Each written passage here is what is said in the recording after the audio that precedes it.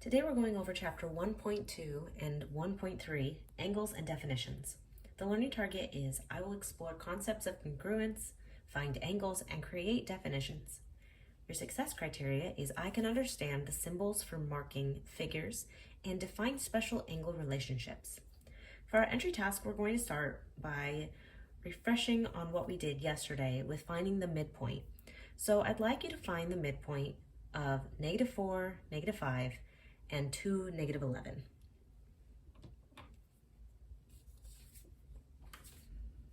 So hopefully you grabbed your notes and you looked for the midpoint formula and you wrote down this. x1 plus x2 divided by 2, comma, y1 plus y2 divided by 2. Remember, this is the midpoint formula. Now all we have to do is plug in the values. We're given the 2 points, and so we're given all these numbers. We just have to remember this is the x1, this is the y1, this is the x2, and this is the y2. Okay, so labeling them can be helpful because then when you go to plug them in, you just say, oh, x1, well, my x1 is -4. So we're just going to plug in the values. So x1 is, like I said, -4, plus x2 is 2.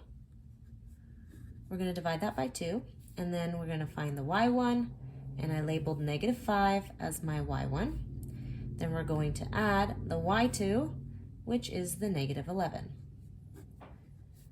Then you could grab your handy dandy calculator, which is just on your phone, and you say -4 plus 2 is -2. -5 plus -11 is -16. Then we calculate that again, and we get the point -1, -8. So the midpoint of these 2 points is -1, -8.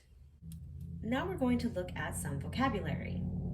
So the first vocabulary word we have is vertex. Now the vertex is a meeting point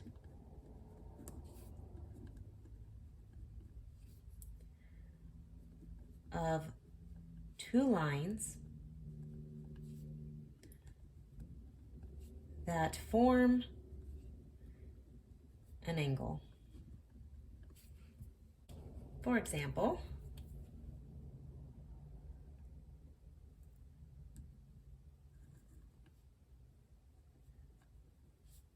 this right here is a vertex.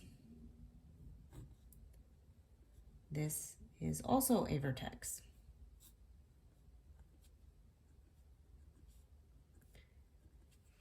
So it's the meeting point of 2 lines, and it forms angles. The next word we're going to look at is congruent. We kind of talked about this in yesterday's lesson, and so congruent means same shape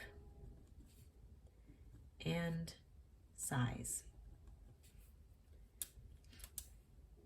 So for example, this triangle is the same shape and size as this triangle.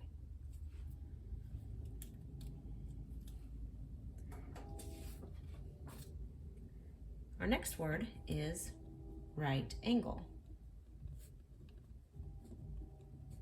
Now, a right angle is a 90-degree angle.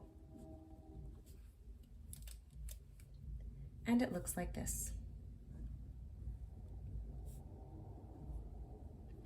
And it generally will have a box to indicate that it is a right angle. Just because it might look like a right angle, if it does not say 90 degrees or have the box to indicate that it is 90 degrees, we cannot ever assume that it's 90 degrees. So make sure you're either looking for the box or it says 90 degrees. The next word we have is obtuse angle.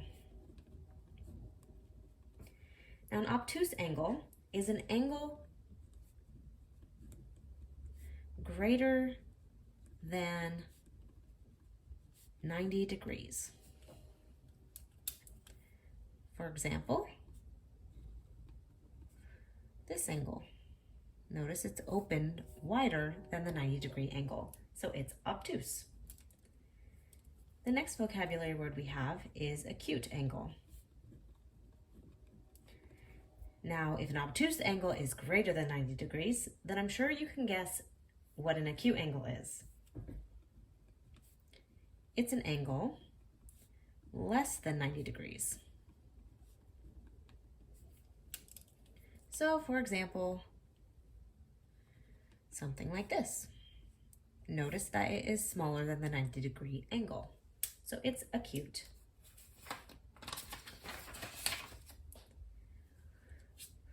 Our next vocabulary word is complementary angle.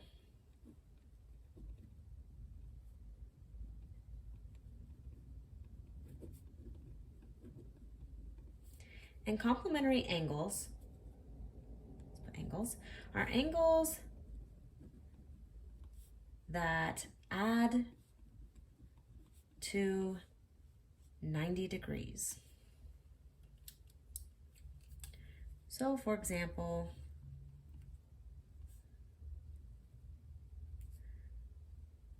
this angle here and this angle here are complementary because together they create a 90-degree angle.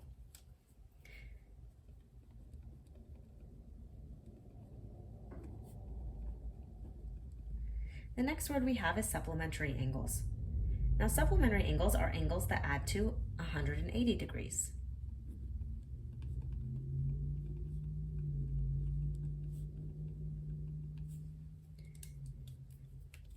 So, they are angles that make up a straight line because a straight line is 180 degrees. So, let's say something like that.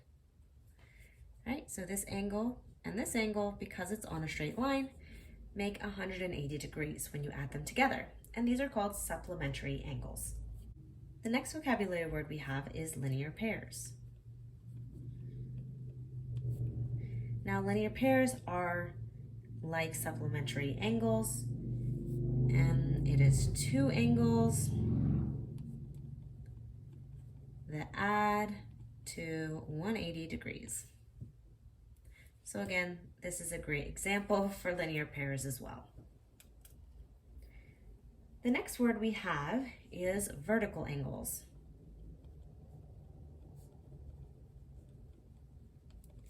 Now, vertical angles are angles across from each other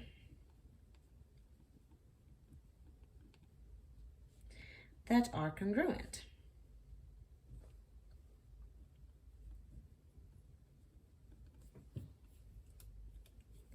So, for example,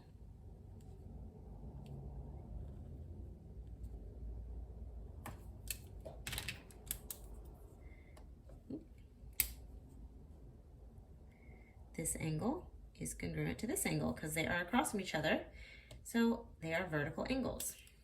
Another pair of vertical angles would be this angle and this angle because they are across from each other. So now we're going to look at some examples. So the first one says, find the measure of angle RTX. So RTX, we want to know this angle measure. Now, in order to know this angle measure, we have to know this one, which we know, and this one, which we don't know. But we should be able to find the angle measure that we're missing because we have these other ones. So if you think about it, this whole image makes a circle. Now, how many degrees does a circle have? Hopefully you guessed it. It's 360. So if we take 360 degrees and we subtract the ones that they give us, we will be left with the one that we don't have. Or we could instead just say 360 degrees, subtract these two, and we'll be left with this total angle measure. So let's do that. It's the quicker way. And I don't know about you, but I like to do things the quickest way possible. So if we take 360, we subtract this angle, and this angle, we'll be left with what these two add up to. So if you did the math, you should have gotten 163 degrees. So that means that angle RTX is equal to 163 degrees. The next example says write what you know from the markings. So just like our success criteria was talking about how we're going to look at the markings of figures and understand what they mean, and also mark figures based on given information. So here's where we're starting to do that a bit. So if we look, we want to know what MI is equal to. So if we look MI, so MI, and a better symbol would probably be congruent. What is MI congruent to? So if M to I has one tick mark, you're looking for a side that has one tick mark as well. So here, this side has one tick mark, so it's MY. That's a Y, it's a little hard to see that. So MI is congruent to MY, okay? The next one is IC. I to C has two tick marks, so where else on the figure has two tick marks? I'm sure you guessed it, KC. And again, I'm gonna put congruent on this because I think congruent is a better way to express that. All right, so now here, this says M angle M. So this means the measure of angle M is equal to what? And again, I'm gonna change this to congruent, and I'm just gonna mark this so that you know this means measure. What is the measure of it? Or the measure of angle M is congruent to what? So if we look at M, this has an arc and one tick mark. So you want to find another arc with one tick mark, and that indicates that those two angle measures are congruent. So here we see I has an arc with one tick mark. So the measure of angle M is congruent to the measure of angle I. Hopefully this is pretty simple for you. So moving on to part B. The angle MEO is congruent to what? So now we find MEO. So that's this angle right here. And notice that the angle marking has two tick marks. So we're looking for the angle marking in another angle that has two tick marks. So you should see right here, it also has an angle marking with two tick marks. And that angle is SEU, or it would be UES. So we'd say angle UES. The next one says the angle SUE is congruent to what? So we go and find that and say SUE. So this right here, right, SUE, this has an arc with one tick mark. Here's the other arc with one tick mark. And so that is OUE. So angle OUE. Next it says OU, so OU, this side length, is congruent to what other side length? So if this has two tick marks, where is another side length that has two tick marks? Notice it's right here along OM. So OM. All right, for the next one, we're given different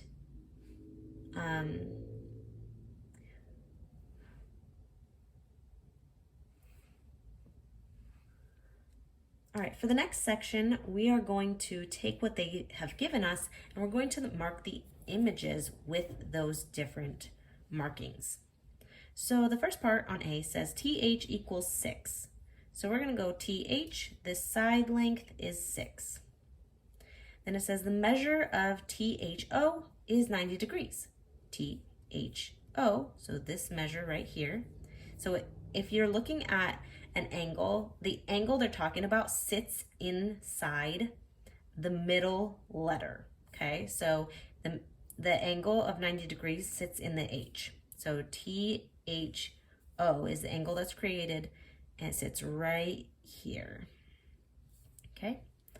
Next, OH equals 8. So O to H is equal to 8, so we're just gonna mark this side with an 8. That's it, just that simple. All right, so the next one, AT is equal to AG. So A to T, we're gonna mark it with one tick mark, is equal to A to G. So we're gonna mark that with one tick mark. AI, so A to I is equal to AN. So now, once we've used one tick mark for the first set of pairs, we're gonna move on to two tick marks to represent that the next two pairs are congruent to each other, but not congruent to the ones with one tick marks. Okay, so that's how we differentiate which ones are pairs and which ones aren't. So AI is congruent to AN. Then the angle AGT, so AGT, so this angle. And now when we move to angles, we can use one tick mark again for new angles because angles are different than sides. But if we had multiple angles, we'd move to two tick marks and three tick marks to differentiate them again. So that angle is congruent to angle ATG. So ATG. So this angle that sits inside T. Okay. Then the next part is GI. G to I is congruent to TN. So we put three tick marks because we've already used one and we've used two. So now we have three. All right, so now for your assignment, what I want you to do is page 3, numbers 1 through 5, and 16 and 17, and page 4, numbers 1 through 10.